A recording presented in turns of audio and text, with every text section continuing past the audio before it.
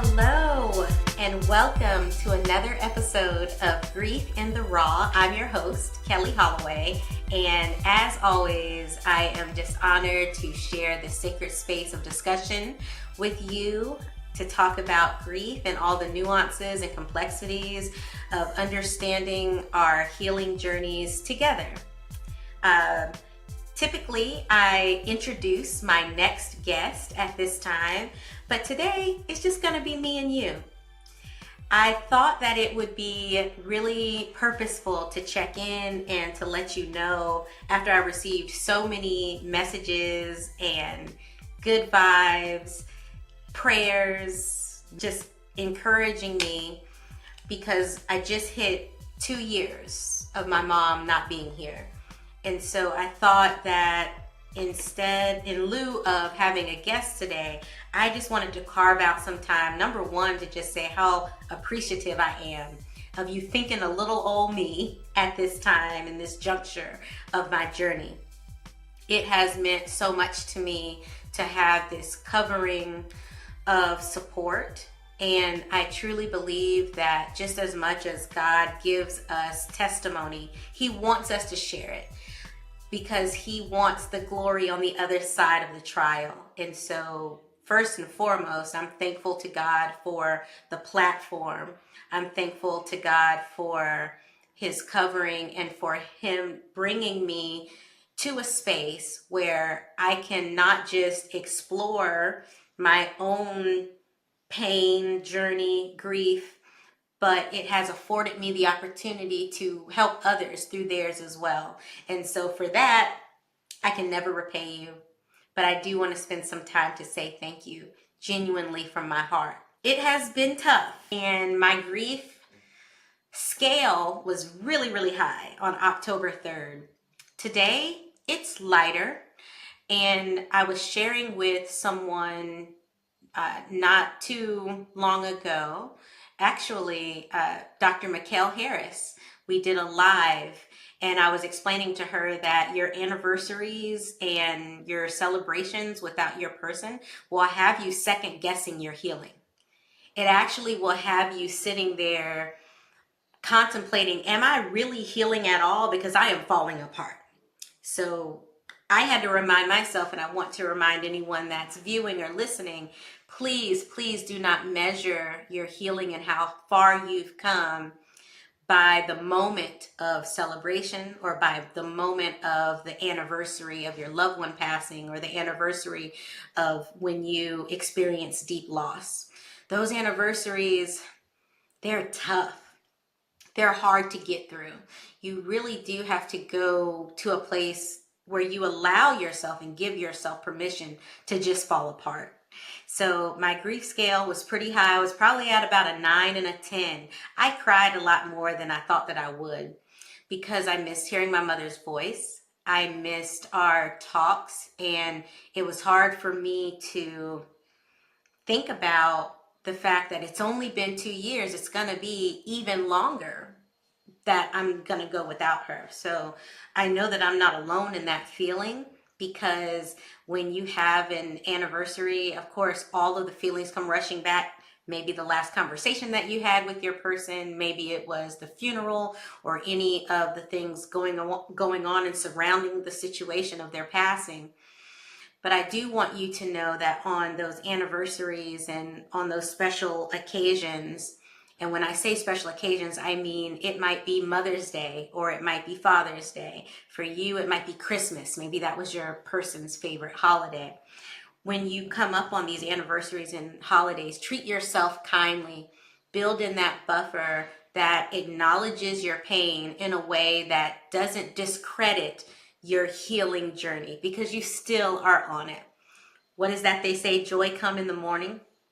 And for me, I laid down heavy, but I got up light. And that's my prayer for anyone that is going through a season of, I don't know what to do. I don't know if this pain will ever get lighter. It will. It will. It will take time and intention. But today's episode, if you've been following along, we are almost halfway through the season. Today's episode, I want to talk about the things that I appreciate about grief. Now, my very first episode, super nervous, very vulnerable. Don't know if I've been that vulnerable ever before in my life, but I talked about the 10 things that I hate about grief. So today, I don't have 10 things, so I'll be honest, but I do have some very specific ways in recognition of the journey that I want to call out. Things that I appreciate about the grief journey. I know that with each of my special guests so far, we always end on a question in our rapid fire section that says, what has grief taken from you and what has grief given you?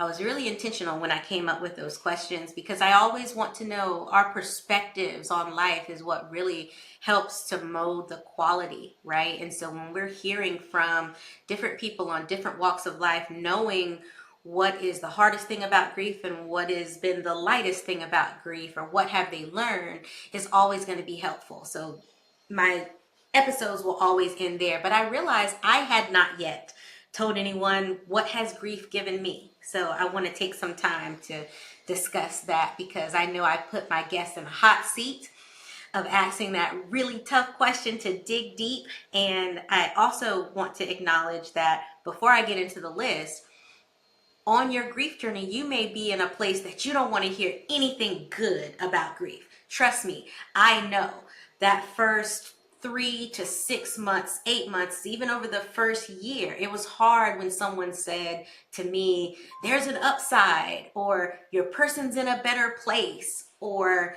you just have to get over it. All of which people have said to me over the course of my journey. I'm not saying that, so please don't misconstrue the conversation. I'm saying that within your journey, you will get to a place, and I encourage you to get to a place where you do see the growth in the soil. Let the dirt be the dirt, right? But there is growth in what you're going through, and there is going to be connection and healing on the other side of it. So I share my list of things that I have gained from grief, not as this explanation or this illustration to get you to say, look at your grief, unpack it, and there's good things in there. No, I want you to understand from another bleeding heart that if anybody can grieve, they also can heal. And you must give yourself permission at your own rate, in your own timeline, to recognize where have you gained, because that's a part of life. There will be times where it ebbs and flows. There's time for everything under the sun. There's a time to grieve. There's also a time to come from under the grief, but it also works in tandem. Just because today I'm understanding and want to discover the list of things that I have appreciated about grief, tomorrow it might be a really griefy day for me. But I think it is a mixture of the two that helps us to realize that life is still worth living, that we still have so much work to be done here. And anytime that I can offer my perspective to help you find your own, I'm going to do that. So let's get into the list. The first thing, it made my faith stronger. As my mother took her last breath on October 3rd, 2 years ago, I turned to my husband and I said, when this happens, I'm going to need a soft place to land. I then held my mom's hand as she took her last breath, and I said a prayer for her. I said a prayer that she find all the peace and that she look for our Father and walk hand in hand with him to the other side. And I said a prayer for myself. I said, Lord, please allow this to help me get closer in my walk with you and not farther from you in my walk. That, yes, my mother may be transitioning at this moment, but I don't want this to drive a divide in our relationship, because that was one of my mom's biggest lessons to me, that we each deserve and should desire to have our own intimate relationship with God. And so at that moment, in taking that vow to say to him, I don't want to be driven from you. I don't want to blame you. I don't want to be angry, even though those feelings very much so came up. But I wanted the number one emotion to be connection to our Father, to hold on to his unchanging hand. And I'm very happy to say that even though it was tough and still is tough on some days, it has made my faith stronger. Before I turn to vices, I turn to scripture. So it has made my faith stronger. And I count that a good thing. I count that before I look to vices, I look to scripture. I count it joy that I continue to be in conversation with people that also look to the word and hold scripture dear in their heart and can take it out at a moment's notice when they need to. My faith is stronger than it's ever been. And while I do not credit that to grief alone, I do realize that without the grief walk, I would not have made a vow such as that. And I really want to communicate how essential increasing my faith, increasing my spiritual maturity has been to the overall process. So that's number one on my list. It has definitely made my faith stronger. Additionally, I look for God everywhere, y'all, in the most craziest of conversations, at the most mundane moments. God is everywhere. He is ever present. And I think that being so close to my mother, even in our conversations, seeing each other just about every day, certainly talking to each other every day, grief felt super lonely. And so I started changing my lens, that even in what I would call my solitude, being alone while my husband's at work or my kids are at school, I'm still finding solace in being surrounded by God. So I see God outside, inside, in the things that I do and the things that I watch. He's everywhere.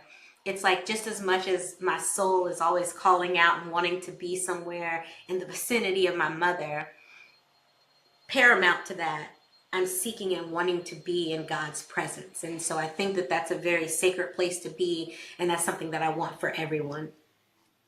Additionally, it has allowed me to empathize with other grievers in a way that I never knew possible. I think that sometimes we get caught up in wanting to compare our pain. You know, I lost my mother, but I lost my father, or I lost my sibling, or I lost my child. You know, loss is loss, and it can be the hardest thing for anybody to come from underneath, regardless if that loss occurred 2 years ago or 20 years ago. And so anytime that I encounter someone who is grieving and knows loss, even if it's not loss of a loved one, maybe it's loss of a job or loss of good health or loss of a home, loss of finances, any loss that puts them in the realm of a griever, I instantly connect with them on a level that I know that I would not have had it not been for my individual loss. It also has changed the way that I parent. I see my daughter's pain and I'm able to sit with them versus discredit it. Now, I talked about this in episode 5, navigating grief with children. But to make it even more plain, we make space for both our faith and our grief. We allow each other to heal by demystifying grief.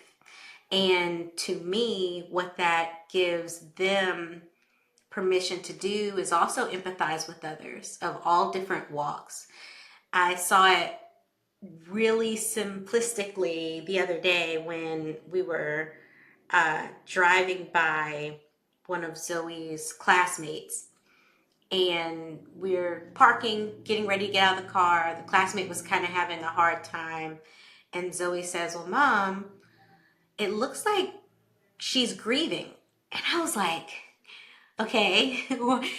And I was interested because I know that my daughters are building their grief language. So I said, well, what do you mean? She said, well, I just noticed that she's just having a hard time. I should ask her what's going on, or has she lost someone? I'm like, oh, my little 6-year-old, not just identifying sadness, but identifying grief. To me, that was kind of huge, that she has that language to be able to discuss and figure out and put the pieces together to say, wow, something's not quite right. Something's not quite the same. Maybe I should dig a little deeper and see if this person needs a hug, or if they need a friend, or if they want to talk. And I love that they are building this language around how to grieve and how to do it in a healthy manner. Shout out to Lucretia Griot, who continues to do wonderful work in that space and has really done a lot with my children so that they have that lens. And I think that they're just 4 and 6 right now. Y'all check them out when they're 14 and 16, when they're 24 and 26. Like, they're going to change the world, and children are resilient. So I love that they're building this acronym for grief. It has also helped me be more assured in my yes and unapologetic with my no.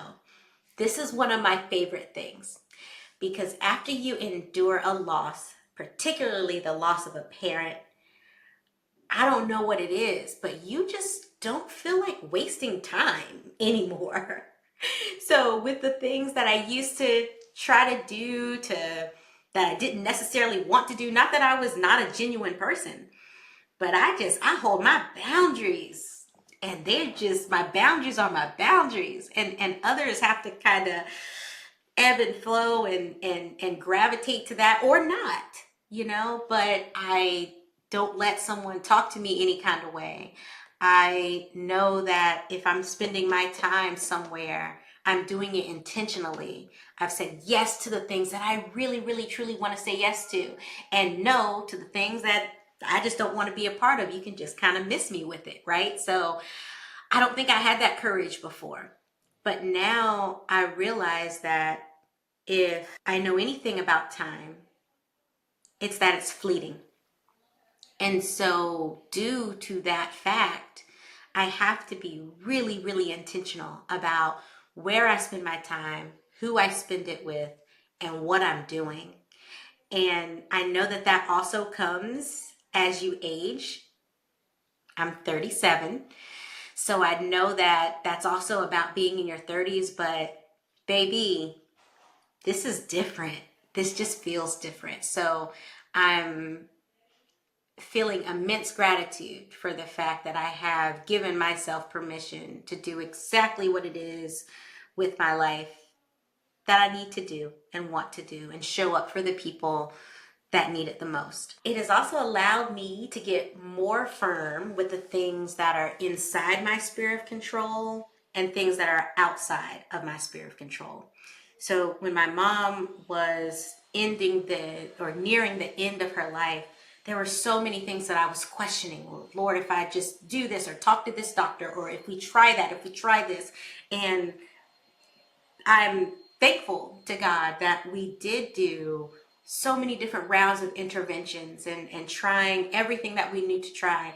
If you know me, you know that I even did a call out for all the prayer warriors on Facebook. My mom's kidney functions were low, and I petitioned to everyone, drink your water. Drink water, and as you drink it, I want you to imagine that it is cleansing you, and that my mother's kidneys are also functioning. And this got people really excited. It got people excited about prayer. It got people excited about faith. I still do not regret that time, because I do think that there is nothing wrong with wanting your faith to align with God's will. I still believe that we did the right thing in petitioning to God. However, I have a deeper understanding now of the things that are inside of my sphere of control. My mother's health was not, and things that are outside. of my sphere of control. So in realizing that, it has matured me to surrender in between those moments. The things that I can do versus the things that I can't, that are not in my control. In between those two things is the ability to surrender. And there's such a peace beyond understanding that comes with surrendering. So what grief has given me is the understanding and the courage to surrender, because even when things are as bad as they get, even when your person is losing their life, even when you're in loss, pain that feels like it knows no bounds, you still are held and made whole by the Father. So in that, surrendering is really the best thing to do.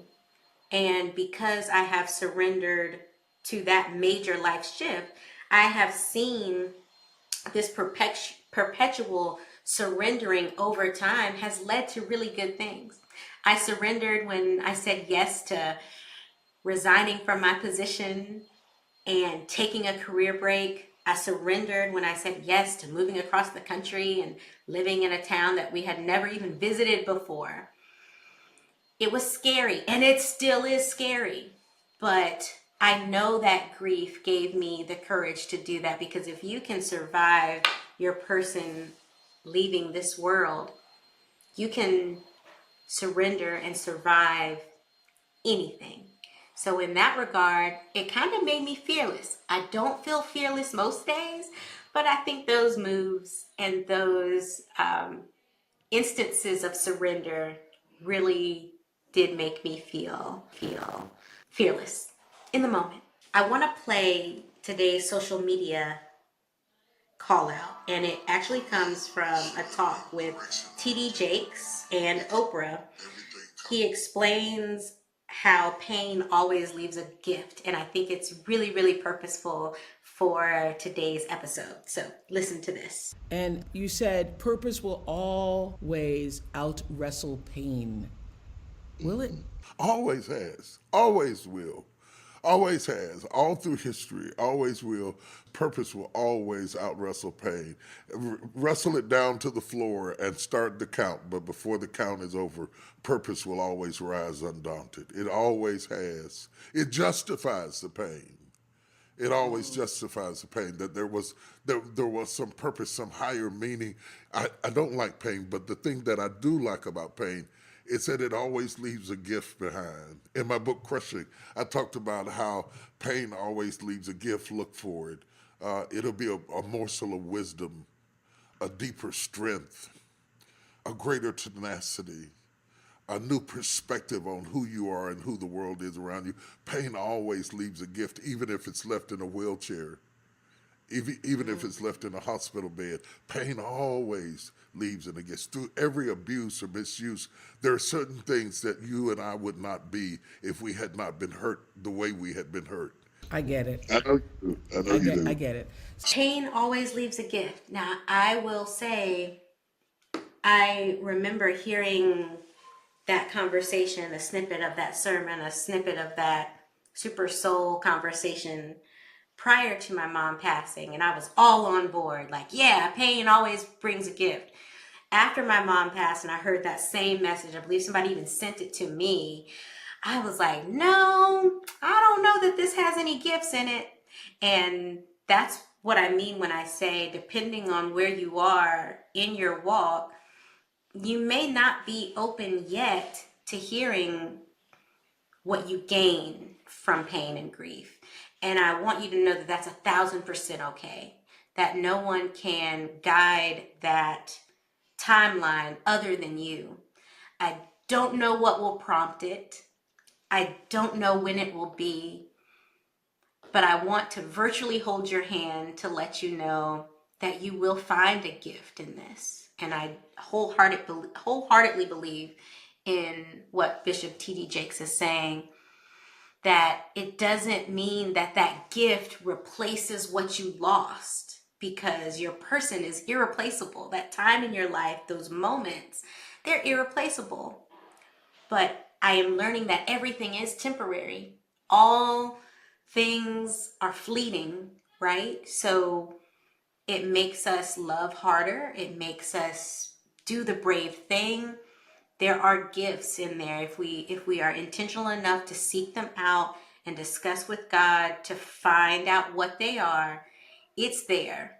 And my prayer for you is that you give yourself permission to seek it out. The next thing on my list of ways that grief has impacted my life in a positive way, it has made me give myself grace. And people are always saying that, right? Give yourself grace. Give yourself grace. It's almost like spread grace like candy. And I am going to be honest with you. When I first heard people saying things like give yourself grace, I never quite really knew what they meant or knew how to give myself grace.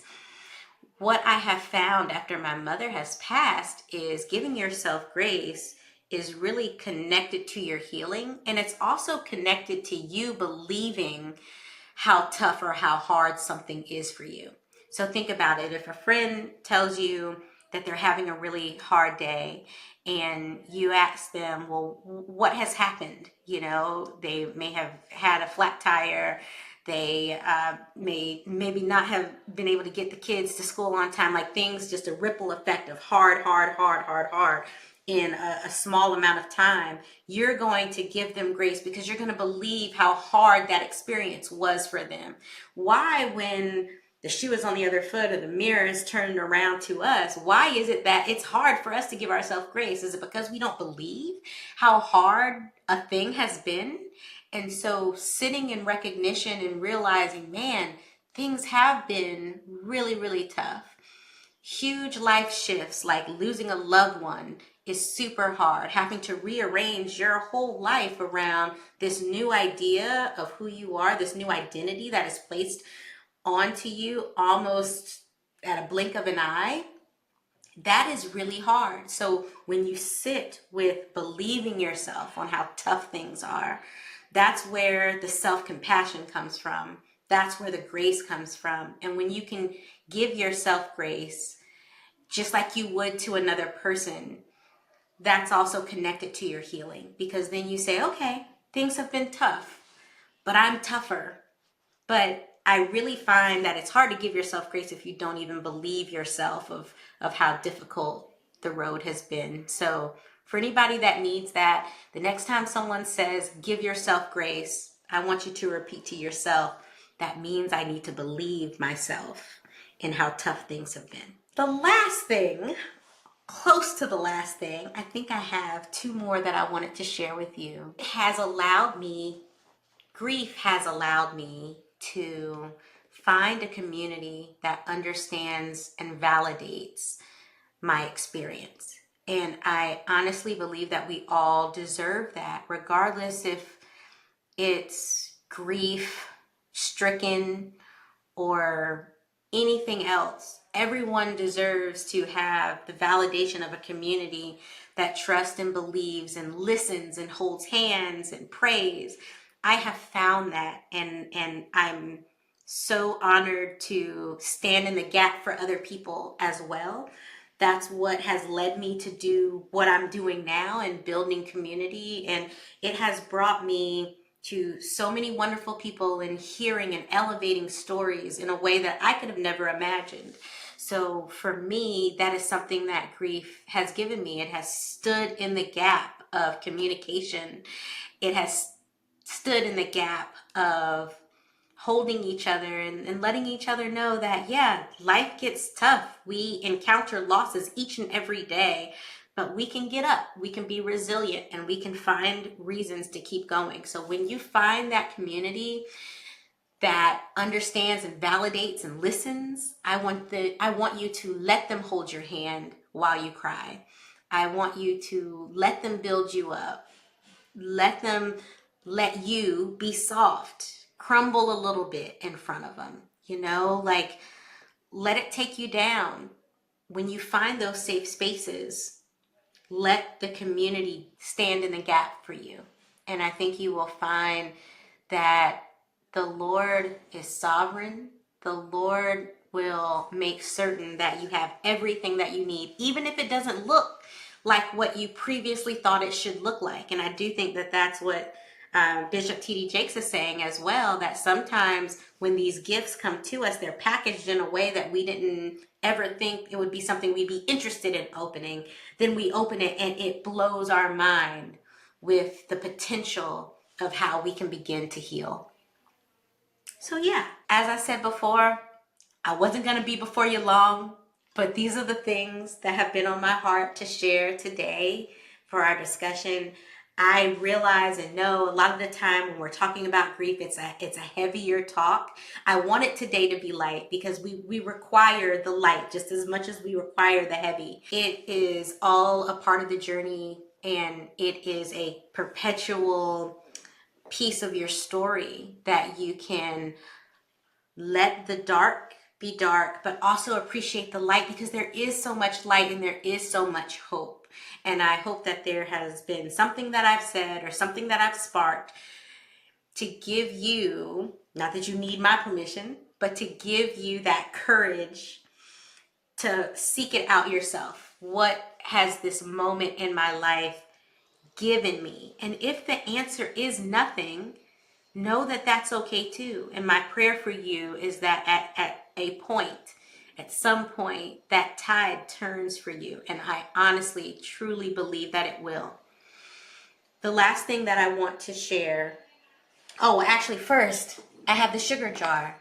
I want to read a prayer. I have continuously, and thank you to those who have also gone to my website, kellyandco.com, and have placed prayers virtually. I actually write those out on little slips of paper and I put it in the jar so that I can pull them out when I need to. I'm going to pick a couple to read. Today I am praying for a miracle. Now, I'm not sure if a miracle is the name of a person. It's actually written as a-miracle. If that is a person's name, that's a beautiful name.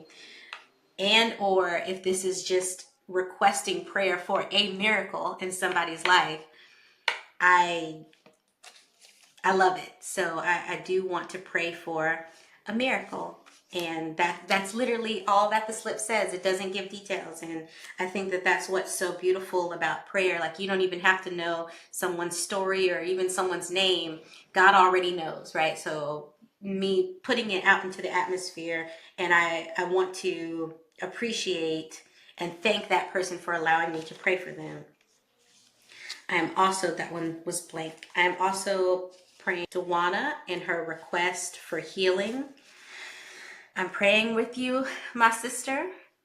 Thank you for allowing me to pray with you. And then the last one that I'll pull for today is Debbie. I don't have a last name, but Debbie, I'm praying for you and I am filling in the gap. I hope that's something that you have heard today, that you will share with one another, that you will lift these names and others in prayer.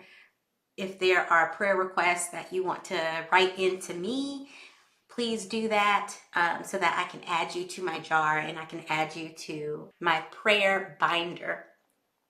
So the last thing that I want to say before we go is something that came to me late at night, really some years ago, but I still think about it all the time.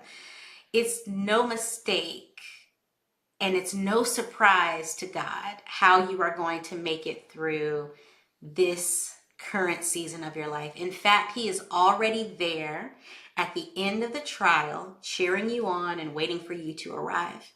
So pain is tough. Loss is hard. Sometimes it feels like it's something that we're never going to get out from under. Trust me, I know, and I still have those moments, but what gives me reassurance is the understanding that God already knows how I'm going to make it through, because He already knows.